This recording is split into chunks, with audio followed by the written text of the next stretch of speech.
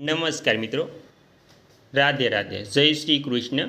સ્વાગત છે તમારું આપણી YouTube channel mister vision point એજ્યુકેશનમાં. તો મિત્રો, આજે આપણે એવા પેન્શનરો અને સરકારી કર્મચારીઓ માટે વાત કરવાની છે કે જેમના પેન્શન અને કર્મચારીઓના પગારને લઈ ખૂબ જ મહત્ત્વના સમાચાર આવ્યા છે તેના વિશે. ત્યારબાદ પેન્શનરો અને કર્મચારીઓને મળતા વધારાના જે લાભો જાહેર થયા છે તેનાથી પેન્શનરો અને સરકારી કર્મચારીઓને કેટલો ફાયદો થશે તેની સંપૂર્ણ વાત આજે આપણે કરવાના છીએ. તો મિત્રો, મોંઘવારી ભથ્થામાં વધારો ફાઇનલ જાહેર. જુલાઈ 2026 નવો પરિપત્ર જાહેર તારીખ 9/7/2026થી ગુજરાત પેન્શન વધારો. તો મિત્રો, હવે મોંઘવારી ભથ્થામાં વધારો ફાઇનલ થઈ ગયો છે. જાન્યુઆરી બાદ હવે જુલાઈમાં પણ મોંઘવારી ભથ્થું ફાઇનલ થઈ ગયું છે. તો મોંઘવારી ભથ્થામાં કેટલો વધારો થશે, તેના આધારે પેન્શન અને પગારમાં કેટલો વધારો થશે તેની સંપૂર્ણ વાત આજે આપણે કરવાની છે. તો સંપૂર્ણ વાત કરતાં પહેલાં તમને એક નમ્ર વિનંતી છે કે તમે આપણી ચેનલમાં નવા હોય તો આપણી ચેનલને સબસ્ક્રાઈબ કરી લેજો, કેમ કે આવી કોઈ પણ નવી અપડેટ આવે તે નોટિફિકેશન સૌથી પહેલાં તમને મળી જાય. તો મિત્રો, વિગતવાર વાત કરીએ તો જુલાઈ 2026થી કેન્દ્ર સરકારના કર્મચારીઓ અને પેન્શનરોના મોંઘવારી ભથ્થા ડીએ અને મોંઘવારી રાહત ડીઆરમાં 3% વધારો થવાની પૂરેપૂરી શક્યતા છે મિત્રો. અને જેનાથી કુલ ડીએ 60%થી વધીને 63% થઈ જશે.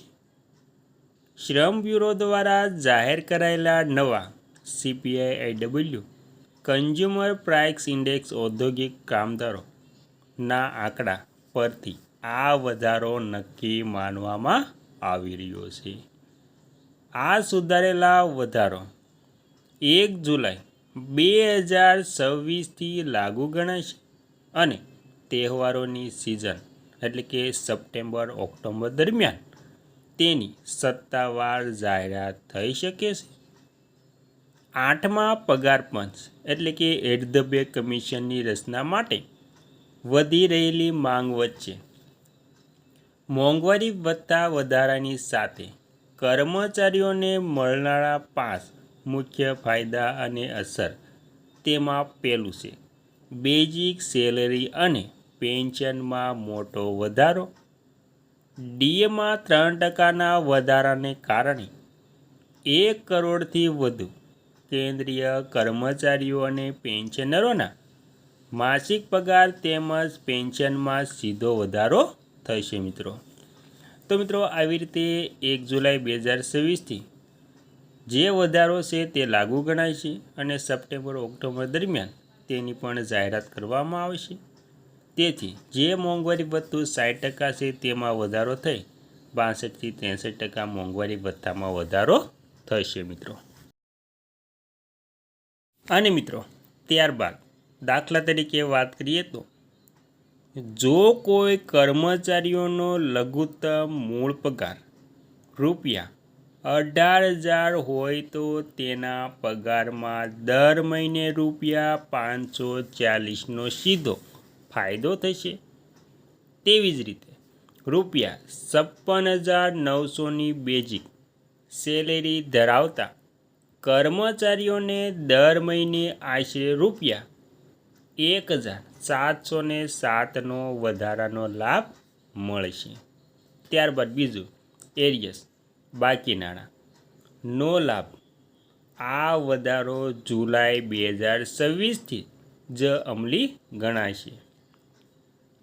જો સરકાર સપ્ટેમ્બર કે ઓક્ટોબર મહિનામાં આની મંજૂરી આપશે તો કર્મચારીઓને જુલાઈ અને ઓગસ્ટ મહિનાનું બાકી નીકળતું મોંઘવારી ભથ્થું એરિયસ સ્વરૂપે એકસાથે ચૂકવવામાં આવશે. ત્યારબાદ ત્રીજું અન્ય ભથ્થાઓમાં સંભવિત સુધારો.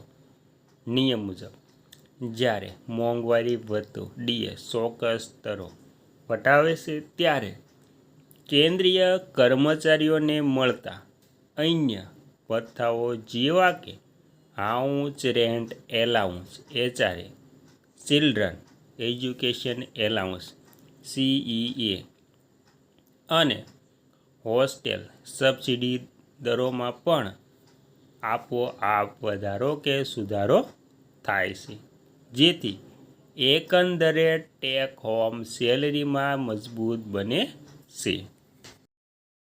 અને મિત્રો ત્યારબાદ અગત્યની વાત કરીએ તો ચોથું, ગ્રેજ્યુએટી અને નિવૃત્તિના લાભોમાં પ્રોત્સાહન. ડીએમાં વૃદ્ધિ થવાને કારણે નિવૃત્ત થનારા કર્મચારીઓને ગ્રેજ્યુએટી અને કમાયેલી રજાઓને રોકડીકરણની ગણતરી પર સકારાત્મક અસર પડે છે મિત્રો. ત્યારબાદ નિવૃત્તિના સમયે મળતી આ રકમ સીધી રીતે બેઝિક પે અને વર્તમાન ડીએના દર પર આધારિત હોવાથી કર્મચારીઓને નિવૃત્તિ પર વધુ આર્થિક સુરક્ષા મળે છે. ત્યારબાદ પાંચમું જોઈએ તો 8મા પગાર પંચના ગઠન માટે મજબૂત પાયો. તો મિત્રો કુલ મોંઘવારી ભથ્થું 63%એ પહોંચવાની અપેક્ષા હોવાથી આગામી 8મા પગાર પંચની રચના માટે કર્મચારીઓનું દબાણ વધ્યું છે.